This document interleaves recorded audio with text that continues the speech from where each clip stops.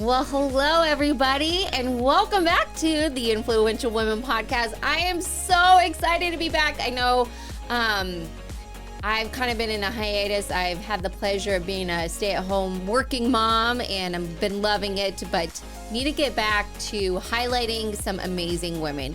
And this one was supposed to be here a long time ago, and then she moved and all the things, but Miss Monica Carruth is here today. Welcome, Monica. Thank you, Jenny. So excited. She has been a dear friend of mine forever, but just an amazing woman, amazing story. And to get started, she goes, we're going to need something sparkly. And I'm like, oh yeah, did you hear that? So we're going to start off some sparkly. Join us if you would like to have a glass. And yeah, so Monica, welcome. Tell me a little bit about yourself. Well, thanks for having me, Jenny. Yeah, we tried to attempt to do this a while back, maybe when you were first kicking off. And yeah, I had a lot happening at the time, getting married and moving and all those things. All the things. And having life in Evergreen, Colorado, and, another chapter and adventure to add to my story. So it's been great. A lot of new and different things have happened over the last couple of years of my life. Yeah, you've had a lot of chapters in your life, and recently a lot of new ones, but just let's start this chapter by a little clink and just welcome my friend. So glad you're here. I'm happy to be here. Oh. I didn't do a very good pour, so there's kind of a lot of foam at the top. That's perfect. So Monica and I first met doing Leadership Pueblo, which is a great little group to be part of. The Greater Chamber of Pueblo Commerce, Chamber of Commerce puts it on. And we had to come up with a project to help our community and whatever that was, and we did. Anyways, moving on. That's where I first met you. Mm-hmm. And you were like, I'm from Casa. And I'm like, oh, mi casa, su casa. Like, we live in Pueblo. Like, mi casa too, Monica. And then I learned more about what you did. And I'm like, wow, this woman has a heart of gold. Thank you. Yes. Casa has been and was one of the greatest things of my life. And so, yeah, it brought, the organization does so much good for abused and neglected children. But professionally, my boss, Zane, the executive director, the opportunities that he gave me and the, what he saw in me that I was capable of, that I could bring to the organization, he does that for anyone that works for him and encourages them to spread their wings and grow into who they can be. And so that's played a significant role in my professional and adult and personal life, I would say. And we did a lot of good, and it brought a lot of beautiful people to the organization, including yourself and many other friends of mine. I was fortunate enough to recruit several people to the organization and accomplish a lot of wonderful things and have a lot of really good times. Yes, you did. You did a beautiful job there when you were there, and I'm just blessed that you kind of, triggered me in and rolled me in, and it's just great. So for those of you who don't know, CASA stands for Court Appointed Special Advocates, and what they do it's a nonprofit that has a voice for children in the court system. So they find volunteers, they get trained, they go through a training and all the things, fingerprints. I've actually done it myself. And then you're assigned, you're not a social worker, but a CASA, mm-hmm. and you're really just there for the kid in the court to really say what's going on for maybe that they can't. So it's just a great organization if you want to know more, but today is Monica's day. What is your why? Oh gosh. I think for me, my why has changed and evolved depending on where I'm at in my life. I'll be 49 in a couple of months. How you doing with that? Because that's like, really, you're almost 50 in a couple of months. You just add like 12 months to that couple months. It's, stay tuned to see how I Stay process. Tuned. I like it. I celebrated 48, but I think 49's hitting a little different. How so? Like, does it make you feel like you've done all the things you want, or like, where are you thinking at mentally? Like, Right. So for me, I'm excited because I see yet a new chapter coming for me within the next year and a half. I'm working towards a lot of really exciting things. like what? Are you going to spill the beans? Well, so my why right now at this stage of my life, let me answer that question first, is taking care of me now. My son, who is the light of my life and my best friend, love and adore him. And we have such an awesome relationship, and he's just become such an amazing young man. And I'm so proud of him, and he is doing great on his own. And I'm so proud of that. And so now I can focus a little more on me and who is Monica and what does Monica want, and what dreams do I still have to fulfill? Because, you still have, 50 years more to go. Exactly. And I love that you said you, because so many women will put everybody else before them. That's just what we do as women. It's what we do. And I think the stage where you're at, like your son just graduated, a year or two ago? Yep, he's 21 now. So. Yeah. So you've went through that chapter in your life where the empty nesting, but I love that you said you, because I think women need to do more of this. You have to take care of you. You have to put yourself first, your dreams first, because if you don't, then what do your kids have to look up forward to? Like, you're not taking care of yourself, you can't take care of them. Exactly. And we're not setting a good example, but it's how we're wired as women. We take on so much. We're such multitaskers.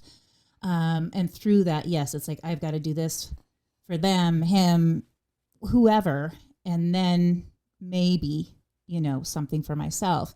And so now that my son is grown and I have that freedom to make those considerations, what do I want, and what does the future hold?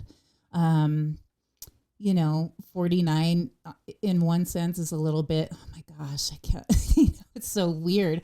But then I'm like, oh my gosh, I think at 49, I'm rocking, and I have. You're working it, girl. You're always so working many it. things I want to do, and I have dreams, and I have manifested so much that has come into my life. I don't consciously necessarily manifest things, or I didn't. I work now to consciously meditate and manifest things, but in my younger life, I didn't know what manifesting really meant. What does it really mean to you? To me, I was dreaming, hoping, wishing, and thinking these things repetitively. I want that, I want that, I want that. And all of those things have come to me, big and small. Working for CASA, when I learned of CASA, I think it was early college. One day I was like, I want to be involved with that organization. I want to be part of it. And I imagined that maybe I would be a volunteer, and I didn't even know really what that meant. I just knew they did good for children, and I wanted to be part of that. I never imagined that I would play such a significant role, but I wanted it, and it came to me, and it was such a blessing. In college, I got to study, I minored in Italian and got to study in Italy and live there. You're kidding. How did I never know this? What part of Italy did you live in? So the university was in Torino, but we really didn't have to go to a lot of classes. Our job was to, travel the country, learn the language. We had to journal every single day that we were there. Our assignment was to journal what we were experiencing, what we were learning, about history, architecture, food, culture, all of it. And as a little girl, I remember being even 4 and 5 years old, and I don't remember exactly what the commercial was, but it talked about foreign exchange opportunities. And as a little girl, I was like, someday I want to do that. And I always dreamed of it. I always dreamed of traveling. And so when the opportunity came to be an exchange student in Italy, cool. It was amazing. It was such a blessing. And, so it's just been, like I said, big and small things. What's one thing that you pulled out of that Italy trip? Because what a dream. I wish I would have done something like that, and I never did. But like what? How? Cool. I'll tell you this. It's interesting. As far as I know, I have zero Italian blood in me. Well, talk to me in But Italian. oh gosh, use it or lose it is kind of what happens. I think I can still listen and pick up things, and I think if I went back to Italy, or when I go back to Italy, I should say, it'll come back to me. They actually wanted me to teach Italian at a couple of the high schools here. Really? And my son was still a little guy, and I was a stay-at-home mom, which was another blessing and something I had manifested in my life. I knew that's something I wanted to do and provide for my child.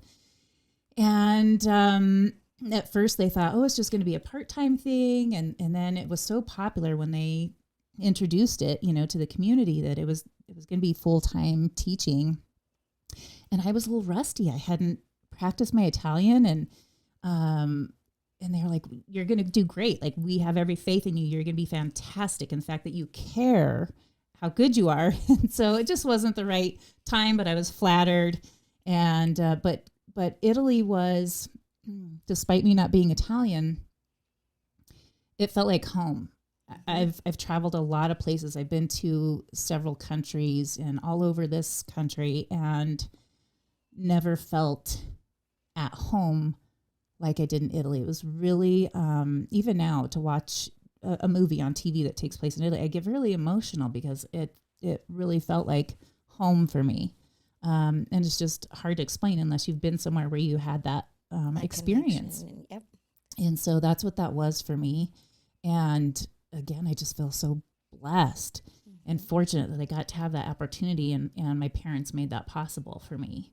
So if you have the opportunity, definitely take advantage. It's something you won't regret. Oh, exactly. And life is short, and sometimes, just make a little extra effort, and fear gets in the way of so many things. When I was growing up, I lacked confidence. You did? For most of my young life. I really didn't start to break out of that until a little bit my senior year of high school. And then it took, really becoming an adult. I lacked confidence, and I had so much fear of failing or embarrassing myself. What? But I wanted to be a country singer. My whole life I wanted to be a country singer, and I had, but I didn't have the confidence. I had so much fear of getting on a stage, and so it got in my way. It got in my way. You wanted to be a country singer. Do you have a good voice? Let's hear it. I used to. Oh, definitely don't ask me today. Because it was like Shania Twain, Dolly Parton. Like, who is your hero that you looked up to that inspired you to want to be one? Gosh, well, when I was little, the Mandrell sisters, Barbara Mandrell and the Mandrell sisters, Dolly Parton, Reba.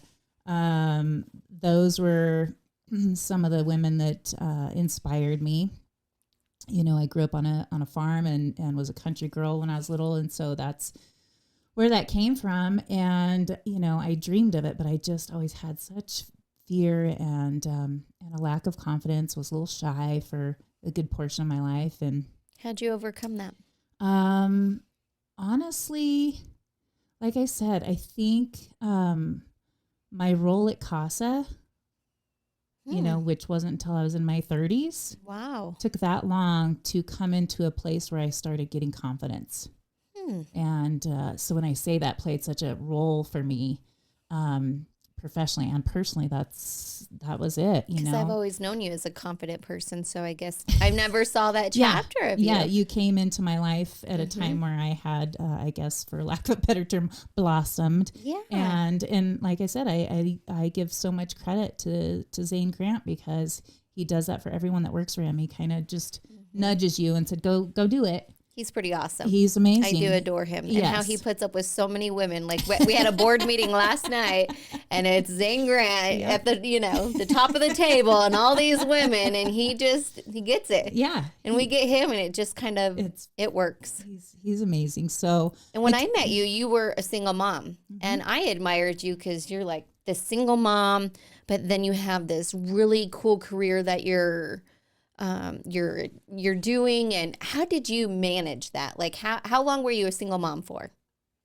Can I ask you that? Oh my gosh. So I was divorced for over 12 years. But even in our marriage, my son's dad traveled a lot for work.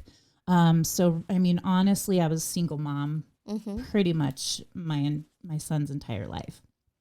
Um, and I think that's part of the reason he and I are so close now, is because it was me and him Mm-hmm. all those years. And There's so many single moms out there. Like, what advice do you give them? Like, how do you have that balance? How do you have this kid that you're raising and you're this amazing mom to, but then also have this career and you're going after it and doing something you're passionate about? I think there's a few things involved in that. One, I was fortunate that after being a stay-at-home mom, when I had to go back to work, I had been volunteering at his school. He was at a small private school. And so, when he was little, I was the classroom mom. I didn't miss a single thing. And I would just spend time at the school. And I just wanted to be with him as much as possible. And then they asked me to start substitute teaching. So I'd come substitute teach. So then when his father and I were splitting up, the timing just worked out that they needed a part-time admissions person. And so I was like, yeah, this is perfect. I get to work at his school and still be, with him and work. And then that eventually evolved into a new headmaster coming in, and they created a development position, and they asked if I wanted to take that on. And I said, absolutely. So that was my step into the development world, and using my college education, still getting to work at my son's school and see him all the time. And so I was fortunate in that way. And then when CASA came into the picture, again, it was, here's a job that, one, it's nearby, it's minutes away from his school. There was flexibility. It was a nonprofit world. I started part-time. My salary was very minimal. I think I took a pay cut to take the job at CASA, but it was something I wanted so much, and it meant so much to me. And then Zane said, you bring in the money to support your salary to grow, then that's what'll happen. And so I had the motivation, but I had the flexibility. He was so wonderful to understand moms, and he needed freedom and flexibility in his lifestyle as well. And so it was just a culture that he had. And so maybe I sacrificed, maybe I could have had a better paying job, or a more, position that had a little more clout with it. But this job allowed me to be a mom first. Mm-hmm. And then you just do your job better because you're repaid in other ways that are more meaningful. Being a mom was first and foremost for me, always. Mm-hmm. And so I was just blessed. It just was a blessing. Being at CASA was a blessing in so many ways, and getting to have this fantastic job and get to be a mom. And anytime I needed to be there for my son, no questions asked, I'm there. Mm-hmm. And so that was what was important. And I sacrificed, certain freedoms and financial, maybe financially a little bit, being in the nonprofit world, but it made up for it in more meaningful ways. I love that. What's been one of your biggest roadblocks, and how did you overcome it? Roadblocks. You talk about a lot of wins. We're going to talk about your biggest win next, but yeah, so roadblocks, I guess, like I said, I mentioned the confidence thing, but as an adult, I don't know if it's really a roadblock. I've written about and talked about my father was an alcoholic, and so my entire adult life that played a really big role emotionally, caused a lot of drama and trauma in my life, and so that's probably the biggest thing that I've dealt with as an adult is navigating his disease. He passed away last year, and I started writing about my experience with his alcoholism back in 2020. and started my blog, The Broken Country Girl, and sharing my story. And at first, I had been sitting on it for a couple of years. I wanted to write, I wanted to share it, but to tap into that is so emotional. To sit down and start reliving some of it was really hard. And then 2020, I just had this strength. I entered that year with a lot of hope and promise and inner strength that came from somewhere. And it was time. And so I started writing about it. And he was still alive at this time. He was still alive, and we were still dealing with a lot of things, a lot of negative fallout from his disease. But writing was going to be therapeutic for me. And my hope when I started writing was that if one person reads this and it helps them in any way, then I'm glad I've shared it. And so it's, it's not a blog that has, national attention or anything. It's just my circle of influence. But the feedback from everyone that has taken time to read it, I get text messages, private messages of thank you for sharing this. You've given me the strength to now talk about, the alcoholism that's in my family and what it's done to my family. Well, I read your blog, and I'm glad you shared that, because I had no idea about because you only know so much about a person, Yep. right? Yeah. And there's a lot of things people just don't want to share about them, and that's hard. Yes. I mean, it is really emotionally hard to do that. And so I'm grateful, because I had learned that he was homeless. Mm-hmm. Is that correct? Yes. It's been a For couple of many years, I years. think I've read it. Mm-hmm. And I mean, what was that like to have a father who, suffered from this disease and then led to him being homeless? Yeah. It's kind of surreal. My dad growing up, so as a kid, my dad, I was daddy's little girl. I was his princess. He was more proud of me than anything. He literally showed me off, to his friends and bragged about me, and you'd go visit his house and there's pictures of me everywhere. And he was funny, and he was charming, and he was energetic and successful. He was a salesman, and he drove Cadillacs and Corvettes, and that was when men wore the big gaudy diamond rings and all of that. And he married several beautiful women. and I didn't recognize his drinking as being an issue until probably I was in college. There were times in high school where I knew he'd had too much to drink, but I didn't live with him, so I never saw it as this is something that happens all the time. And then in college, when I was in college, I watched certain things change in his life, get difficult, and then the drinking increased.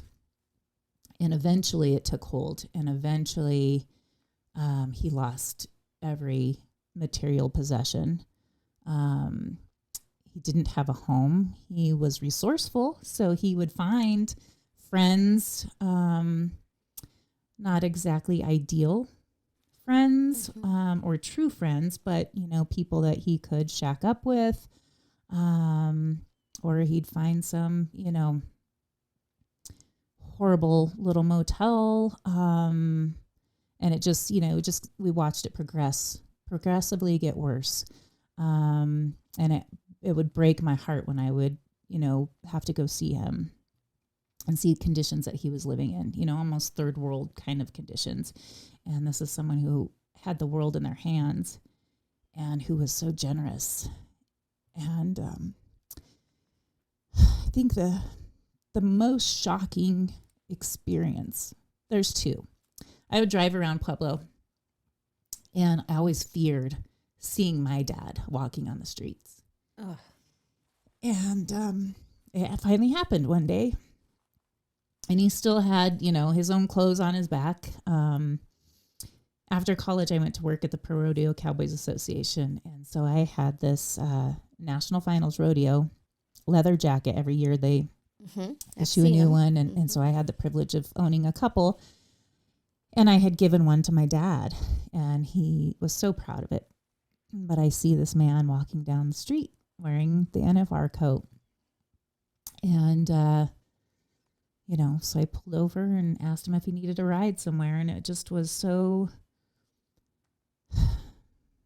heartbreaking and just unbelievable.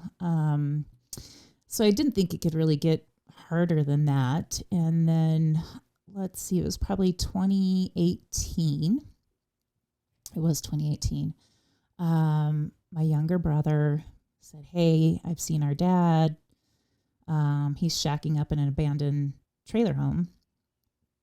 And this was in October when we had some like crazy freezing spell come through. And he says, he's got a little blanket and a jacket on, and that's all he knew. And this broke my heart, and I couldn't just not do anything. As much as we kind of tried to keep our distance just for our own mental health, I couldn't not do something to help him. So we bought boxes of supplies, sleeping bags, warm clothes, food, little lanterns, whatever we could think of. And so we go to this trailer home that had, once we go inside, he's laying on the floor that's covered in filth. There's no electricity, no water, no anything. Obviously, other homeless people have used it. And he's curled up on the floor under not much of a blanket, maybe a windbreaker jacket. And we wake him up, and he sits up. And this is a man who's always been very meticulous about his appearance. And he's got the white beard, and he's weathered and wrinkled. And he was the epitome of a homeless man on the streets. And it was my dad. And I just shook and bawled my eyes out because I thought, how's this my dad? And so he was so thankful for what we had done and appreciated everything. And he loved chocolate milk, so we bought him a bunch of Ovaltine, and he chugged probably three bottles right there in front of us. But I think there was a part of his pride that knew that, his daughter was hurting seeing him like that. And he said, "Thank you. You guys can go. I'm going to lay down now." And so we walked out and so shortly after, months later, it ended up being the next summer, by the grace of God, strangely, he broke his hip. He'd broken other things, ended up in the hospital, and get back out and start all over again. It was a really sad, heartbreaking, he'd get beat up and people would take his money and what little he had. And, but he ended up getting so hurt that he landed in the hospital. And so then he was in the system, and we finally had help for him. And that led to us being able to eventually get him into an assisted living where he had a roof over his head and was getting fed and had medical care. And he hated it. He felt like a caged animal. He was always wild and free. But that's where he was able to finish out his final years. And it's any addiction is devastating and heartbreaking. It's hard. What it can do. And it's hard when it's close to home. That's your father. Yeah. I first of all, I appreciate you sharing that. That's not easy. It's not easy. But like I said, if it helps anyone by me sharing my story, and like I said, the feedback has been that it does, then I'm happy to share it. If someone can tolerate a few of my tears, then I will gladly share my experience, in hopes that it'll prevent anybody from letting addiction take over your life, because no one is immune. No one is immune. My dad had everything, had a seemingly wonderful life, and it took over. It won. I'm sorry to hear that. Yeah. How did he have to sober up living in the home? Yeah, he wasn't able to drink there, and he couldn't drive, and no one would take him anywhere. So, for his last couple of years, he was sober. I think he got busted out once. His brother came up and picked him up, and within 24 hours, approximately, he took himself back there, but he did get drunk while he was out, and then realized I'm too old to be out on the streets with no resources, and realized that, okay, maybe I'm better off. Good. Yeah. Mm-hmm. Yeah. Oh, I cannot imagine. That is a hard story. It's to listen tough. to. So yeah, and with his passing, I think the beautiful thing of when someone passes that we love, once we get over the stages of grief and the heartache, the anger, whatever, now I can really focus on the positives and all the good years and all the wonderful qualities that he had before, it took over. But he lost all his family and all his friends, really, he had a few of us that would check in, but we really wanted to keep our distance. What's one of your favorite memories with him? A favorite memory. When I was young, the Colorado State Fair. Giddy up. Yes. My dad loved to ride the rides and play all the games. He was a kid at heart. He was so fun. And so he'd take me and we would play all the games and win all the ridiculous cheesy prizes, and we'd ride every roller coaster, and those were some of my favorites. Or going out on Pueblo Reservoir on the boat, which he affectionately named the Miss Monica. Quit it. You have a boat named after you? It's like Forrest Gump and Ginny. There were two Miss Monicas. Okay. But he loved being on the water, as I do. And so those were also really special memories. So when we're out on the lake now, I always think of, my time with him out there. That's awesome. Yeah. And who were you named after? Where does Monica come from? Oh gosh, it's not an interesting story at all. Oh, okay. Well, then let's just move on, Monica. They were desperate to figure out a name, and I don't know if they looked in a name book or what, but yeah, I'm not connected to anybody. Well, you should probably ask your mom. Like, was there a name book? You should find I out. I think maybe she said there was a name book. And my middle name's Ann, which is after my mom, but. Okay.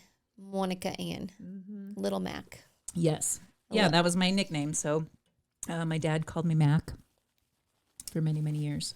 What's, that's one of the hardest things you've had to go through. Yep. What's been one of your biggest wins, like one of your biggest accomplishments that makes you so proud of yourself? Wow.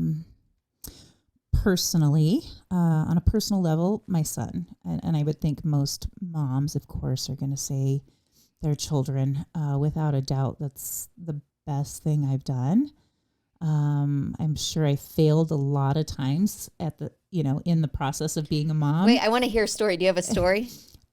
Like, what was the time you're like, oh gosh, I'm a horrible mom for letting that happen? Oh gosh. Because I have several where I'm like, I can't think of anything specific off the top of my head other than, maybe he rolled off the bed as a baby a couple times.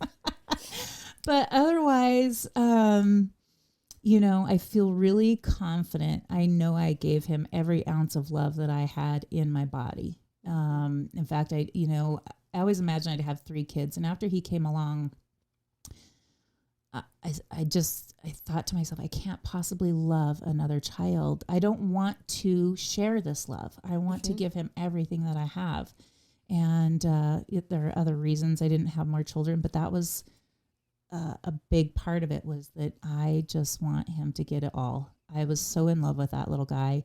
And now to see the young man that he is, and the relationship that we have, it's rare that a day goes by that he doesn't call or text me, because he wants to. He's a mama's boy. He's a mama's boy in a healthy way.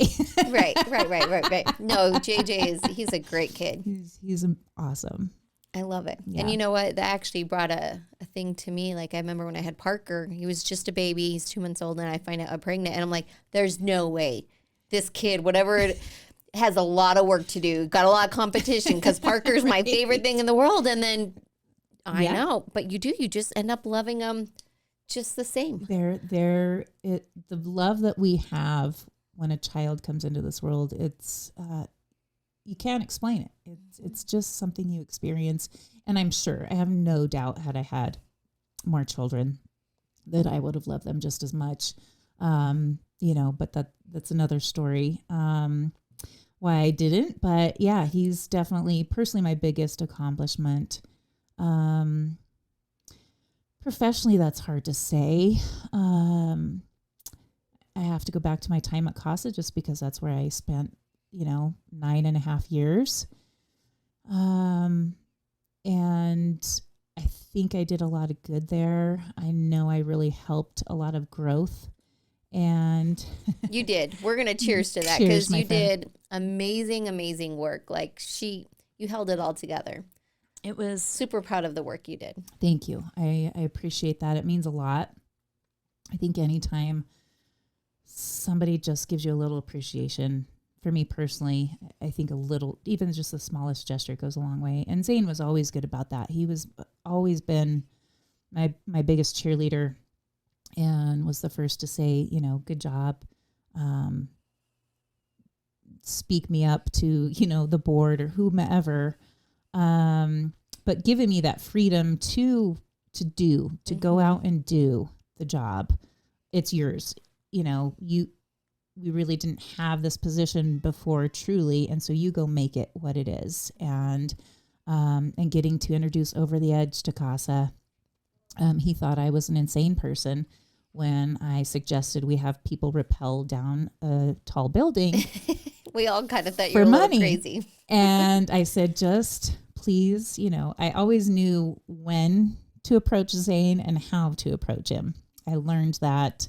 What kind of day he was having, what kind of mood he was in. We had become such good friends that I, over the years learned. And so when I went to him, I just asked him for an open mind and to at least look at it.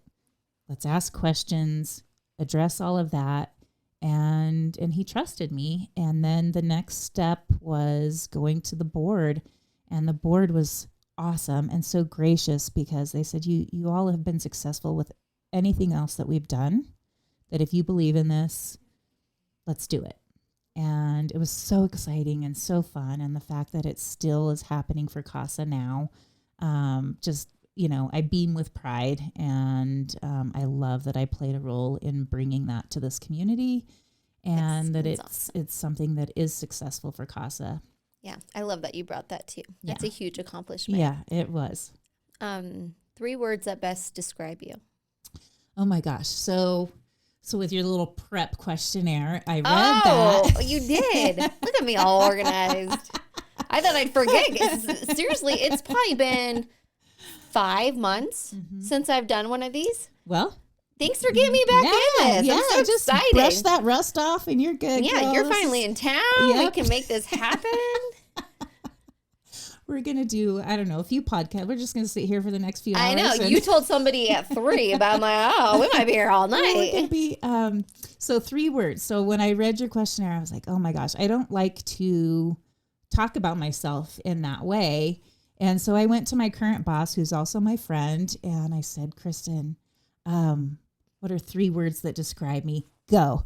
And she goes, energetic, tenacious, and caring. And I agree 100%. Oh my, this is why we connected. Those are 3 good words for you. Yes. I love that. And she did good. I loved Kristen, it too. Nailed it. Yes. Kristen is fantastic. Again, another wonderful leader that I've been blessed to come into my life and also form a friendship with. And she didn't have to think about it. She didn't hesitate. She just said that's you. And I would agree that's very true. I love that. You're an influential woman to so many, especially in our community, and the work that you've done. It's truly amazing. But who's been somebody that's been an influential woman in your life? Oh, I gave that some thought too. And so first and foremost, my mom. My mom she's just amazing in every way. And I'm sure a lot of women would say that about their moms. Your mom's amazing as well. But as I meet people in the community that knew my mom professionally, everyone just speaks so highly of her. Everyone loves my mom. They loved her in her professional role. They love her in her personal life. She's so strong. She was a single mom as well. and so hardworking. And you never saw her crack or falter. I'm sure that she did. We have to, but she never showed it to us kids. She just did what needed to be done, and she did it with grace and strength.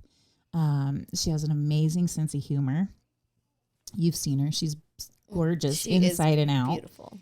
And she's so thoughtful. She's always just been a really thoughtful person, kind. She's my best friend. She listens to me. You know, I cry on her shoulder a lot. And yeah, she's just been an example of who you want to be as a person, not just a mom, but she's a fantastic grandma. And she's just a fun person. And so, you know what I want to do with you and your mom? I want to sneak a bottle of wine into bingo and play bingo with y'all drinking wine. Oh, that would be fun. Wouldn't that be fun? Yeah. I think we should do that. We should make that happen. That sounds, I love bingo. I do too. What's one of your favorite memories of you and your mom? Because I know how much you love her and adore her. Like you guys are. You're truly best friends. What's like one of your favorite memories? Gosh. See, I didn't know she was a single mom too. Yeah, she was. God, we have so many great memories. Oh, goodness. Can I share what you think one of my favorite memories with my mom? Yeah. So you can. Yeah. I took my mom to Italy. That was her dream. So when she turned 60, I took her. You're talking about Italy's your home. You're talking about next steps and chapters in your life. That's one I'll never forget. Yeah. So I'm just saying. Yeah. That's one of my favorite things I could ever. And I thought I was crazy for leaving my 2 and 1 year old for 10 days. It was hard. It wasn't easy. Yeah. But I did it, and I don't regret You'll it. never regret it. Making that time, to me, that's one of the most important things in life, is making time for the people that you care about, family and friends. And that's why every time I come back to Pueblo, I'm letting friends and family know I'm She coming. came to my open house a couple of weeks ago. That's how we got back together. Yeah, I mean, any time I can snag even just a few minutes with somebody that I care about. But my mom, of course, being at the top of that list, you know, she's getting older, and so no, you're not, Mom. Don't listen to her. You are not getting any older. So I try to, you know, make time. Favorite memories. Most recently, she turned 75 last October, and she didn't have any plans for the day. It was a weekday, and I had made plans months ahead of time. I had bought us tickets to see this Elvis impersonator who is world renowned. Graceland has, you know, anointed him the Elvis. He's fantastic, and he's super good looking. So I bought us tickets. And we were going to go to dinner at Willow Creek in Evergreen, my favorite place, and just have a girls' night and a girls' weekend. And the day before her birthday, they announced that he was sick and he had to cancel his tour for a period of time. And so now her whole birthday surprise was just gone. And there I was, empty-handed with a nothing. And so I explained it to her, and of course she's so gracious and sweet, and it's fine. But there she was on her 75th birthday, and that's huge. It's a huge occasion. And I called her that morning and asked if she had plans, and she did not. And she says, I might take myself out for some wine. And I was like, oh my goodness, I cannot allow this to happen. So I spoke to my fabulous boss, and I said, it's my mom's 75th birthday. She's alone. Can I go be with her? And she's like, get out of here. So I beelined it to Pueblo and took her to lunch.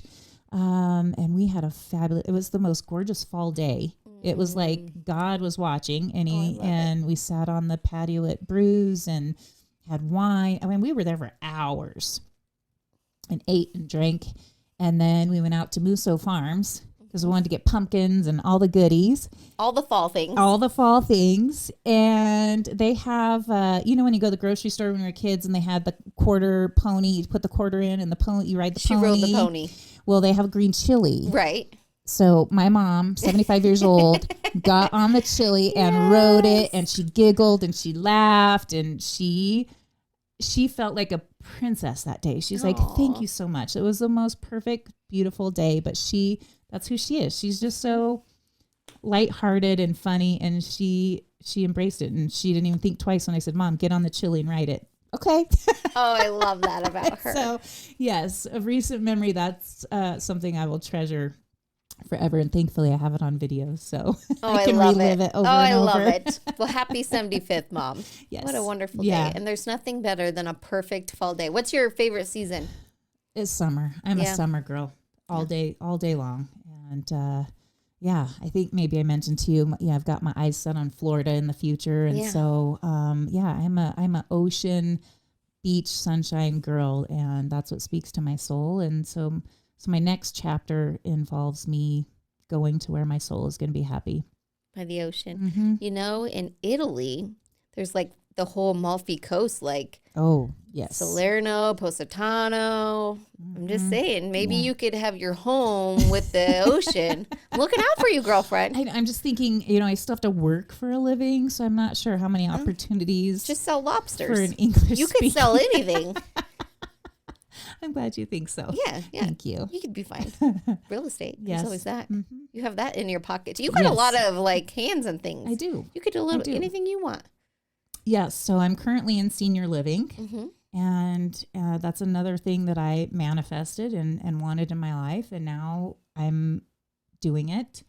And it's been another really eye-opening, rewarding, sometimes heartbreaking experience. But I will never regret it because I've learned so much from being around that age group and watching all they still have to offer.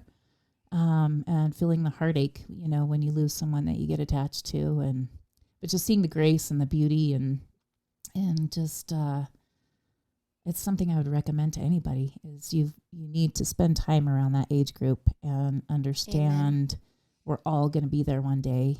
And we hope that someone will take good care of us. That is great advice. Yeah. Spending time, especially your family, your grandparents, is so important. Like I send my kids, not send them, but we go to my grandma's every weekend, or she's coming to the gate. Like that's always been important for some of my family. Like they won't see them for years. And I'm like, I don't get that. Mm-mm. Like it is so important. You have so much to learn from them. Yeah. And I love when she like will be like, mm-mm, and it's like, oh, they like no. And I'm like, how come when I do that, it doesn't work? But they're, I love them. So special. Yeah. Yeah. Yep. I love it. What's your favorite color? Blue? Aqua blue. Turquoise. Yes. Something. Tiffany. Tiffany's. Yeah. Color of the ocean. Color of my eyes. Is that what you're going to say next? I wish that's my eyes the were Monica that color. laugh. The Monica laugh. Do you hear it? I love it.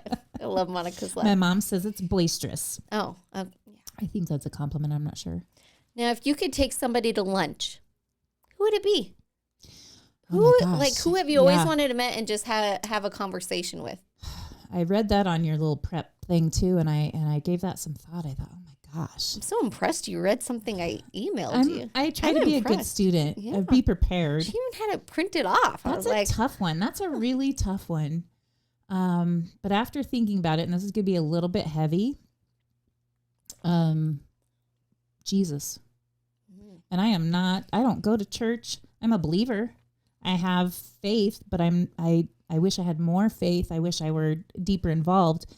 But I would love to sit with Jesus because the state of our planet, our world, our nation is really scary. Mm-hmm. And I would just like to sit with him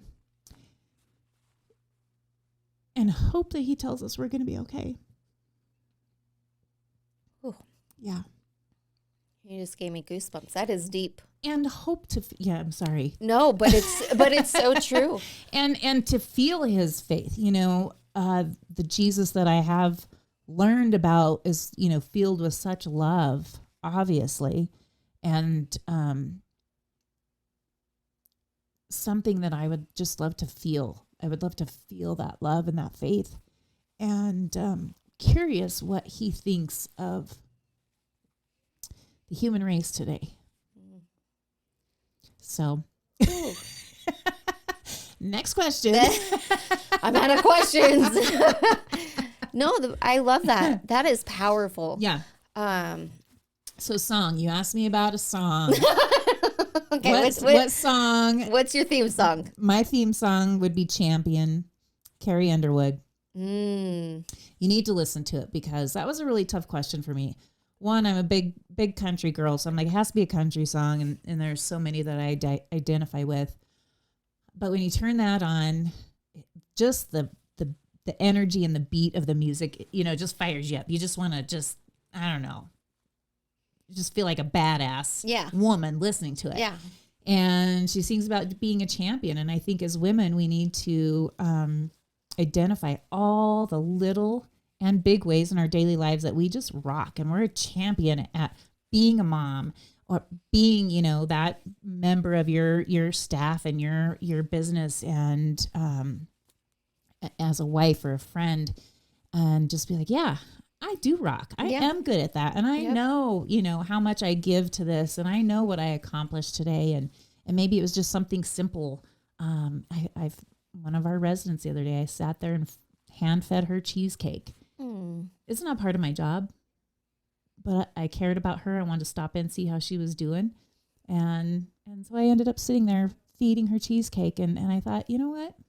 Like, that was one of those moments that just filled my bucket. But champion is definitely something I think we need to feel in our daily lives. I love that. That's a great song. Yeah, it's fantastic. You wanted to be a country singer, so did I, until I sang karaoke or anything. My mom's like, honey, I did not give you that gift, but I still think I'm a country singer. I just didn't get that. That's fine. Yeah, I do too. Yeah. I do too. Somewhere in I there. kind of want to hear you sing, though. Like, do you have the voice? I used to have a voice. I haven't even sang much for myself in such a long time. You didn't sing in the car on the ride down here? When I finally gave up that dream, I had a wonderful opportunity years ago when I was married to my son's dad. Ended up going to LA and getting voice lessons. And okay.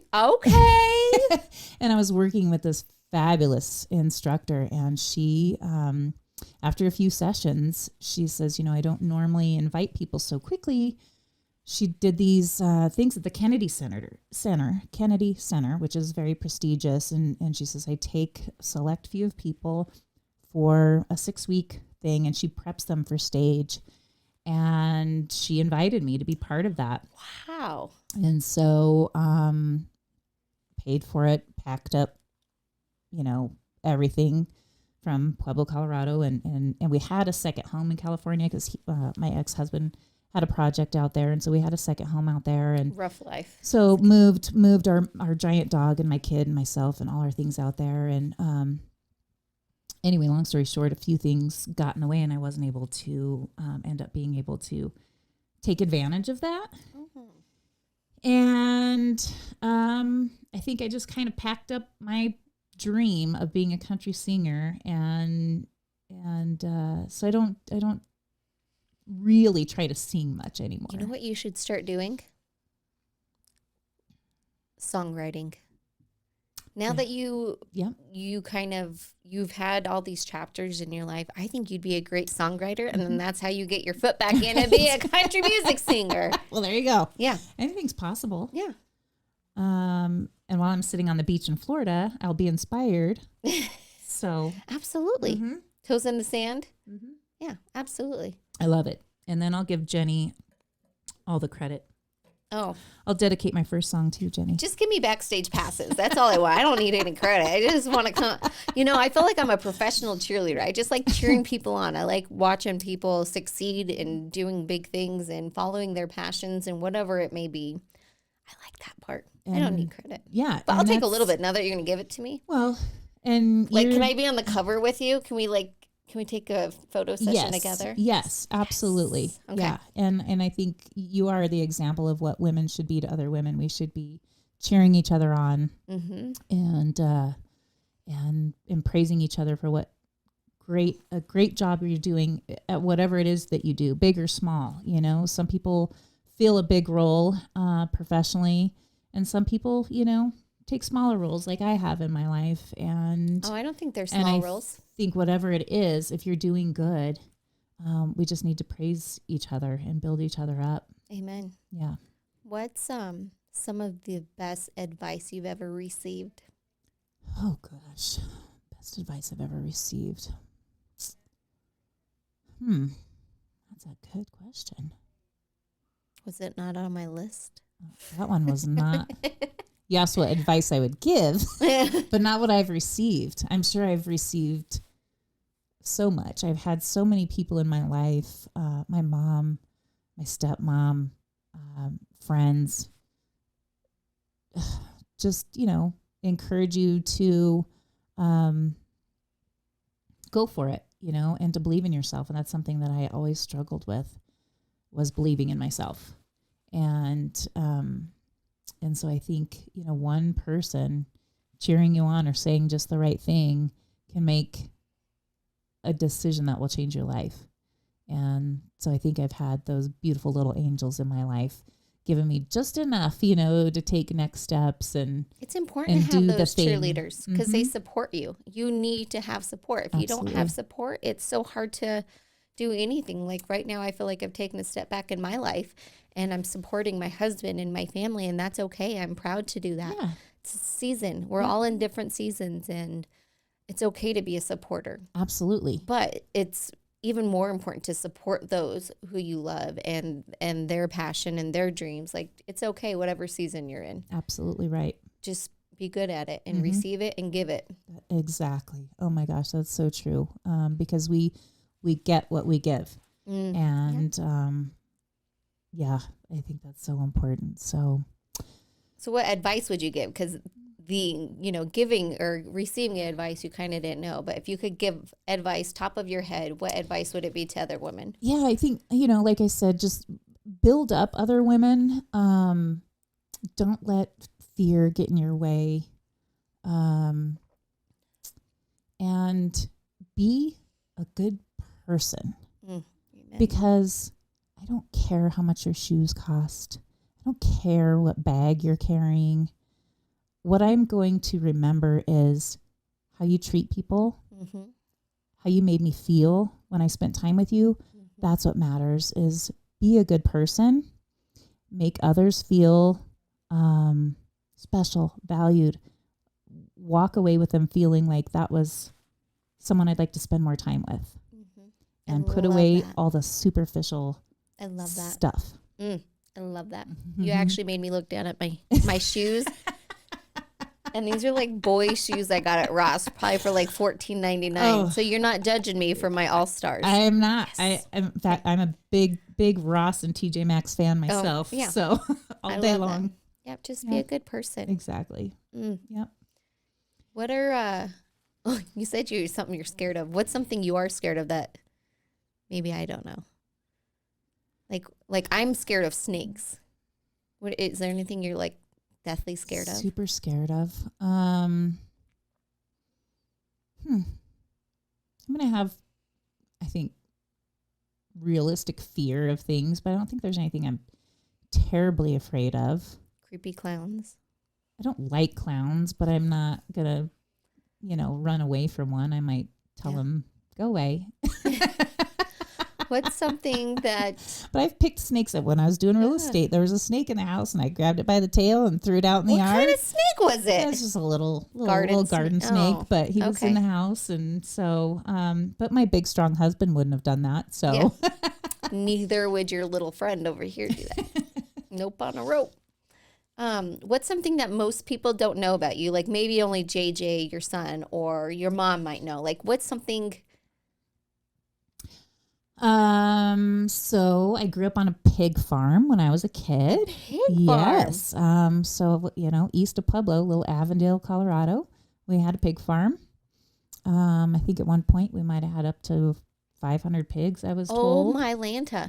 I bet you had the best bacon growing up. We had awesome bacon, sausage. Of course, I was young enough that I didn't totally understand. I didn't connect the dots that when we loaded up the pigs and dropped them off, what that meant. Just magically we got all these packages of meat weeks later that fair enough mama cooked up, and it was real good. It's a cycle of life.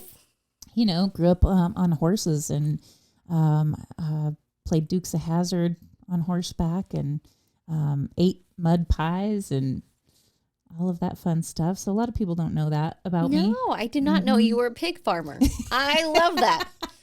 I was a mini pig farmer. Okay. But, I'm surprised you don't have like a mini pig living with you. I love pigs. Did you have like one pig that was your favorite that you would even give a name to? We had Big John. Uh-huh. We had Rosie. She was red. But we spent so many nights when piglets were being born, middle of the night, going to the barn to watch all these cute little pigs being born. And then occasionally we'd have the runts that we'd have to bring into the house and feed them. And, oh my gosh, how fun. so it's a lifestyle that I wish everyone could have that country life, even just for a little while. And it's something that I hated having to move off our farm and move to the city. But I'm so grateful for the time I did have, and it's at my core who I am. I'm a country girl at heart. Yeah, you really always are. Will be. I slowly learned that about you. Yeah. I was like, oh, you are a county girl because you went to county high school. It's always a question you get asked. I went to South High School. Yeah, because we lived in Pueblo by that time. So I started second grade in the city. Why'd you have to sell off the pigs? My parents divorced, and so and he was the pig farmer. My dad sold the farm and all the things, and so it was. You need a baby pig in your life. I do. This year, maybe one day. They have the cute little ones that you need. That I'm telling you, I'm gonna go on Marketplace and see what piglets are available. Because you have a cat, don't you, and a dog. Yeah, so we have 3 animals in our house right now. The 4-legged kind, and then. So maybe one day, maybe when I'm living in Florida, and I don't know, maybe I'll have a Monica beach pig. I'll walk the beach with my little. Oh my gosh, I can see it. I could be that lady. Yeah, it's either crazy cat lady or crazy pig lady. I don't know. So you talk about moving to Florida. You talk about the ocean and how it connects with your soul. What are some other dreams that are still on your bucket list? So that's a huge one. That's one that I'm on a mission to make happen sooner than later. Marine life, the oceans, ocean conservation, all of that is something that I'm really passionate about, and I want to play even just a small role in helping to improve it. But on the fun side, a little over a year from now, I'll be 50, and I'm hoping to be in Europe to celebrate. Yes. So what part of Europe? I'm going to do a little tour. Yeah, backpacking. Well. Yes, go for it. You're still young. I don't know about backpacking. I'm thinking a little more, a little more elevated. But I would love to get back to Venice. I loved Venice, and I did not get to spend enough time there. So I would love to make a stop back in Paris, Venice, and then maybe I didn't get to go to Tuscany either. I've been over there twice and didn't get to spend really. I think you're going to say, screw Florida and the ocean. I just want to be in the Tuscan hills. Maybe if I win the lottery. But definitely to celebrate my birthday, I think that would be just something that's that's my dream. Is that's it going to be a trip with you and your mom, or? I don't know yet. I don't know. I'm just throwing it out there. I know the train systems. I am someone who lives by the motto, the more the merrier. Absolutely, the more the merrier. So if I can have friends, family, anyone who wants to celebrate that momentous occasion in my life, then I welcome it.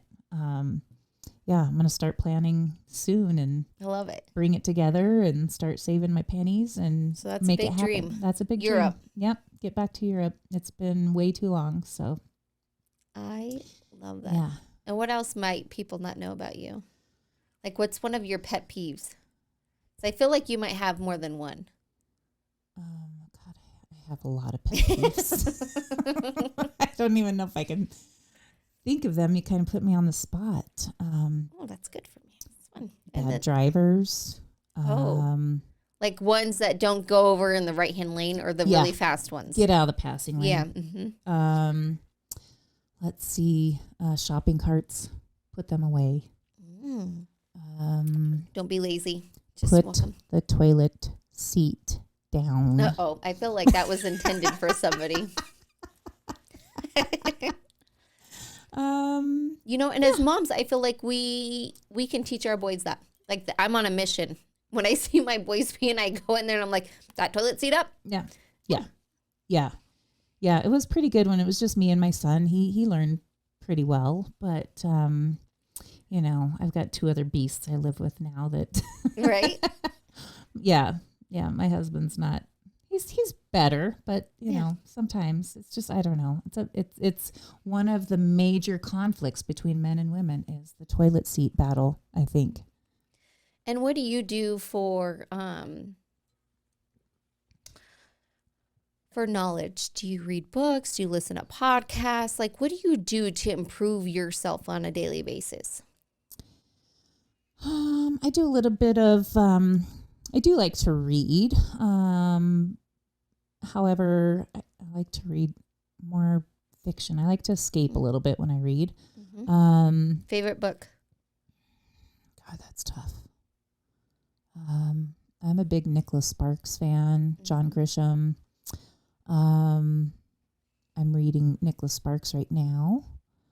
You know, that's a tough question. I'm not somebody who, you know, I've tried to get into those motivational, self-improvement books. I don't know if it's my attention span that can't keep, or maybe I need to do audiobooks, but I like to read. If I'm going to get a book, I want to actually read it. I feel like it fires parts of our brain that need to be fired. I agree, but I have a in hard the time car, sticking to it. the car is like a fantastic way to listen. But I'm also such a music. Oh, yeah. I'm that so country passionate about music that when Reba's on, it's like game over. Yeah. Mm-hmm. Yeah. Nothing else matters. So it just, wherever, I think it just depends on the moment you're in, what you're seeking. What's your favorite food? My favorite food. Well, I'm a big Mexican food girl for sure. And then Italian, but probably Mexican first. Favorite place you've ever been to besides Italy? Well, I got married in St. Thomas, and that was gorgeous, spectacular. Thanks for the invite. Dream come true. Also, something I manifested was that wedding was perfection, in every way. I feel like you strive for perfection. What's it was the good side and the bad side to that? Because I'm a perfectionist too. How do you deal when things don't go perfect?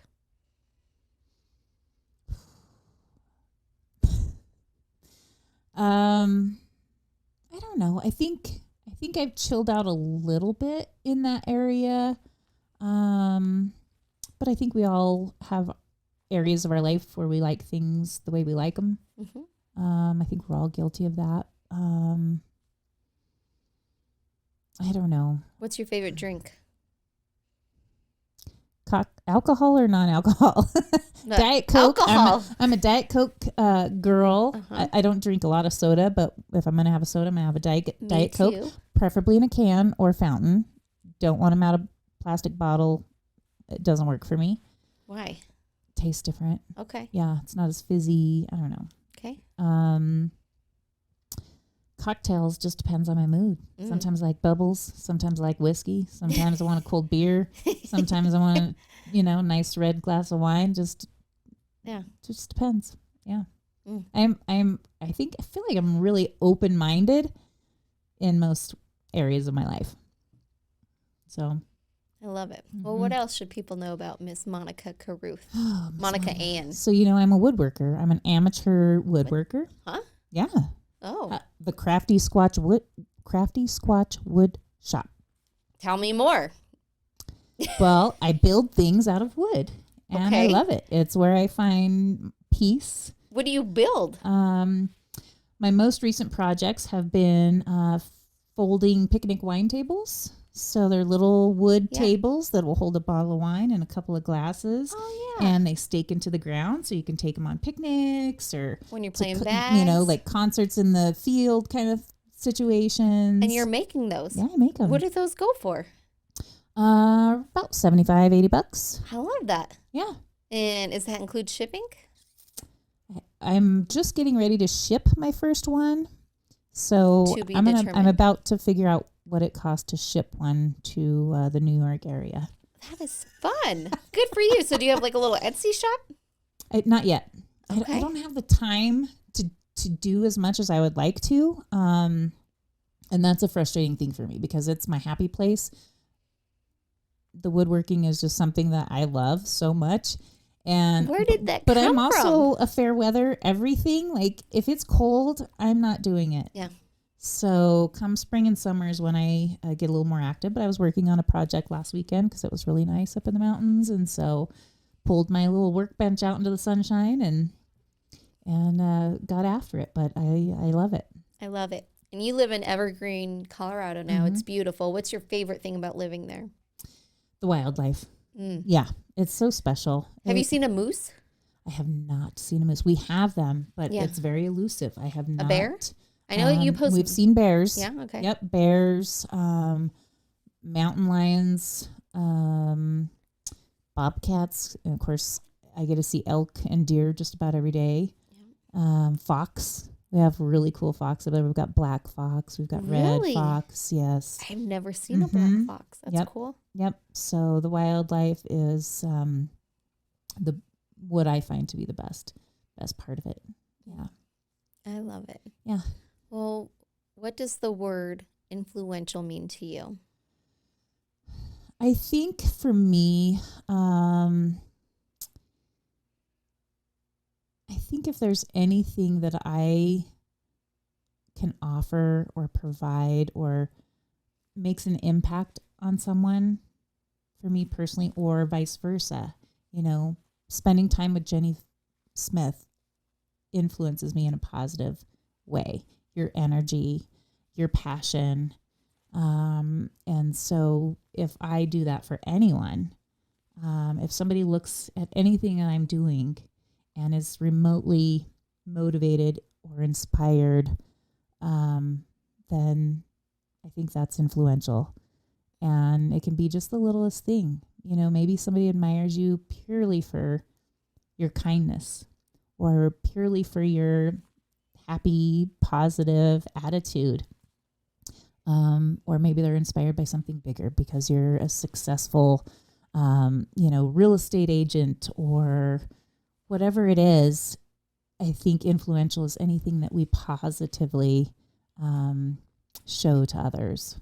I love that, positively. Mm-hmm. I've never heard the word positive being used with influential, but ever since I've known you at Leadership Pueblo, you've been influential. You've been influential since you started there, since I, later got to know you more at CASA and to where you are today. You are an influential woman.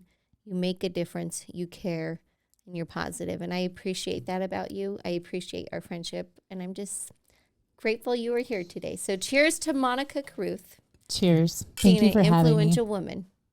Back at you. Thank you. I appreciate you. Anything else you want to add? This was fun. This was a treat. It was an emotional roller coaster. Oh, it was a good time. But if you need a wine thing in the ground with little woodwork, Monica's your girl. Yes. And what's the name of your blog? The Broken Country Girl. TheBrokenCountryGirl.com. Take a read at that.